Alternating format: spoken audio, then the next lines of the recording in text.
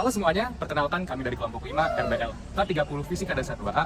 Pada kesempatan ini kami akan mempresentasikan hasil RBL kami mengenai difraksi cahaya. Tentu saja RBL ini dibimbing oleh Ibu dosen tercinta, Ibu Dr. Engineer Priastuti Wulandari atau akrab dipanggil Bulan. Selamat menyaksikan.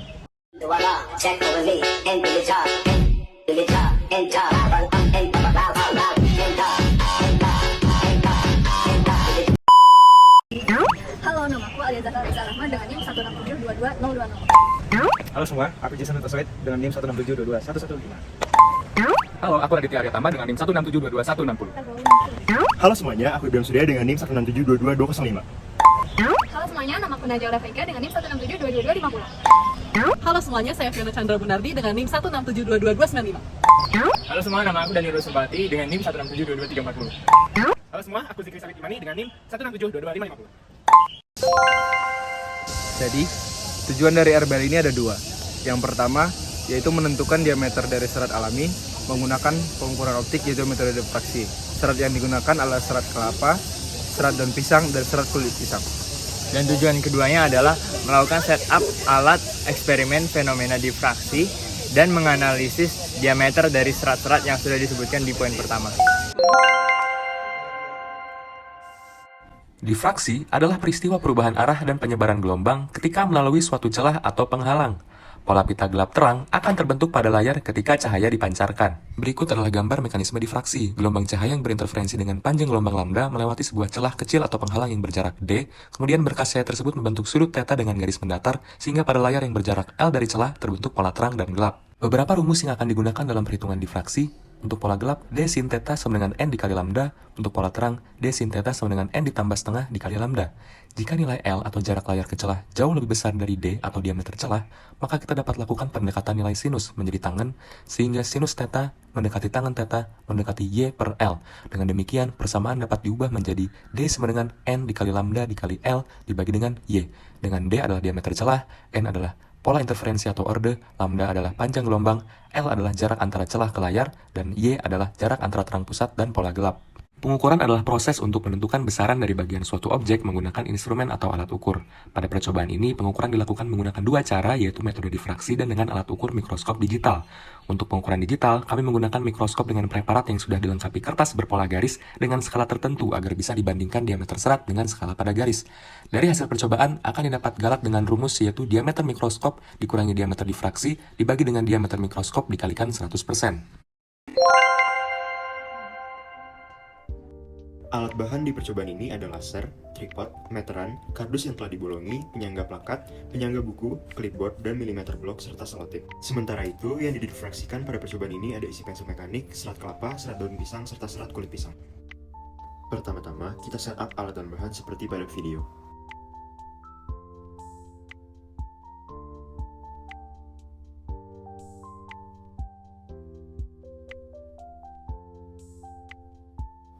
Nyalakan laser, lalu pastikan sinarnya mengarah tepat ke serat sehingga tercipta pola terang gelap pada milimeter blok seperti di video.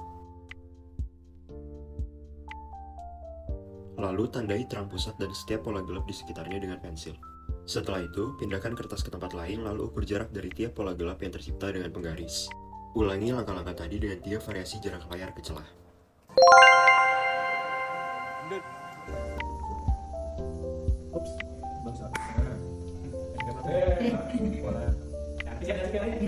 Kamu ulang lagi bang, dan ketemu tadi.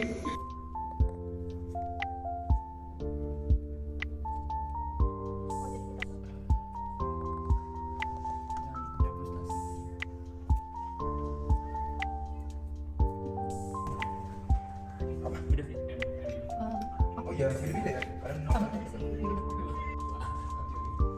Ini 0,6, benar.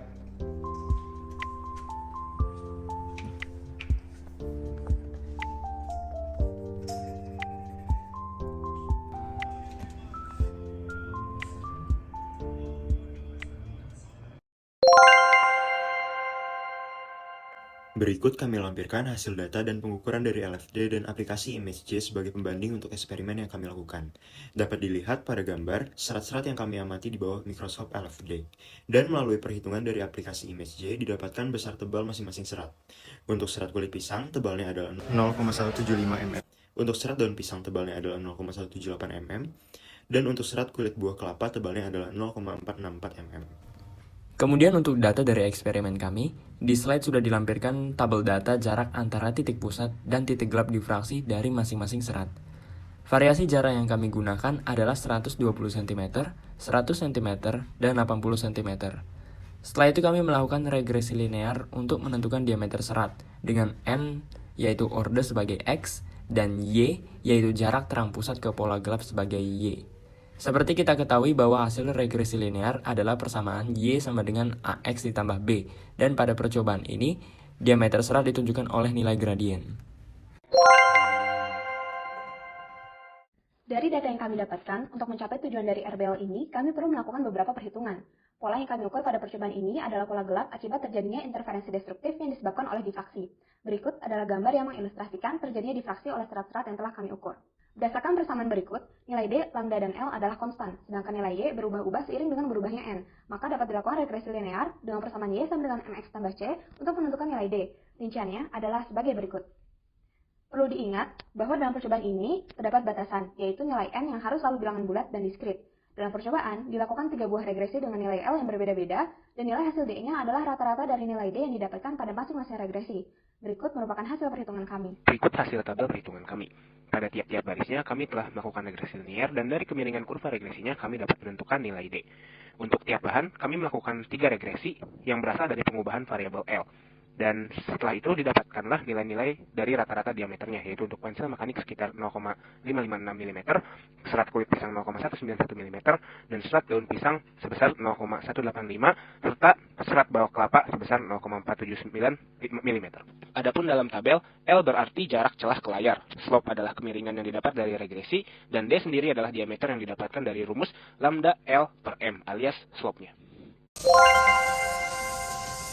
Berikut adalah analisis percobaan ini. Variabel-variabel yang diperlukan untuk mengukur diameter serat dengan metode difraksi adalah panjang gelombang cahaya laser 650 nanometer, jarak antara laser dengan layar 80, 100, dan 120 cm, dan jarak antara titik pusat cahaya dengan pola gelap pertama, kedua, dan ketiga, masing-masing di sebelah kiri dan kanan titik pusat cahaya. Selain itu, dilakukan pula pengukuran diameter serat menggunakan mikroskop dari LFD ITB. Gambar serat tersebut dimasukkan dan diproses ke aplikasi ImageJ untuk mencari tahu diameternya sebagai referensi untuk menghitung galat. Galat dihitung dengan persamaan berikut. Hasil eksperimen dikurang hasil pengukuran LFD bagi hasil pengukuran LFD dikali 100%.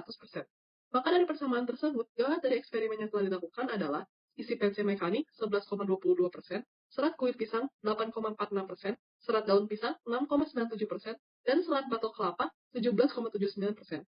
Beberapa faktor yang dapat menyebabkan galat tersebut serta cara mengatasinya adalah faktor pengamat seperti kesalahan paralaks yang dapat diatasi dalam melakukan eksperimen pada permukaan yang sejajar dengan mata.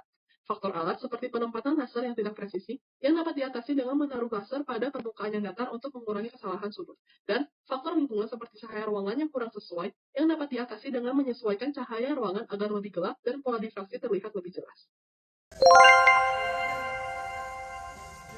Berdasarkan hasil pengukuran optik dengan metode difraksi, didapat diameter sebesar 0,556 mm untuk pensel mekanik, 0,191 mm untuk serat kulit pisang, 0,185 mm untuk serat daun pisang, dan 0,479 mm untuk serat kulit buah kelapa. Melalui pengukuran dengan mikroskop digital dan aplikasi ImageJ, didapat diameter isi pensel mekanik sebesar 0,5 mm, serat kulit pisang 0,175 mm, serat daun pisang 0,172 mm, dan serat kulit buah kelapa 0,394 mm. Dari perhitungan didapat galat pengukuran sebesar 11,22% untuk pensel mekanik, 8,46% untuk serat kulit pisang, 6,97% untuk serat daun pisang, dan 17,79% untuk kulit buah kelapa. Oke, sekian video dari kelompok kami. Maaf jika ada kekurangan dan terima kasih. Bye-bye. Bye-bye.